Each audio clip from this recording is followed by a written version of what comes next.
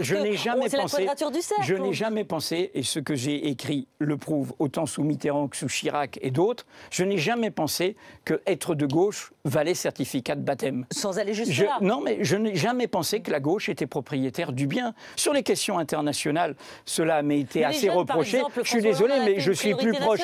Mais sur les questions internationales, je suis plus proche de Dominique de Villepin et de Jacques Chirac en 2003. Avec les gouvernants actuels, nous aurions fait la catastrophe irakienne.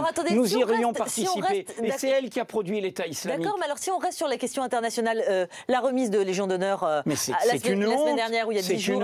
Oui, mais c'est pas de la réelle politique, ça, Edoui Plenel. Mais non, est-ce qu'ils n'ont pas fait les prédécesseurs de François Hollande? Mais on n'achète rien. Attendez, c'est bien pire. François Hollande est le président qui a été le plus grand nombre de fois en Arabie Saoudite. Et l'Arabie Saoudite est le foyer idéologique de ce qui s'appelle l'État islamique. Ils ont le même code pénal. C'est le wahhabisme. La collaboration néanmoins avec les Saoudiens, elle n'est pas aussi. Mais les peuples, ils existent. Mais regardez, mais ça a donné les printemps arabes. Alors maintenant, il y a une contre-révolution, mais on n'a pas de leçon à donner. Nous, ça a mis un siècle avant que la République soit chez elle. On doit être, quand on est la France, du côté des peuples.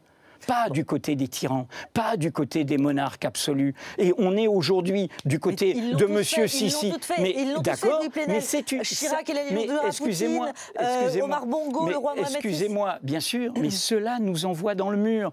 Je vous redis, aujourd'hui, la pire.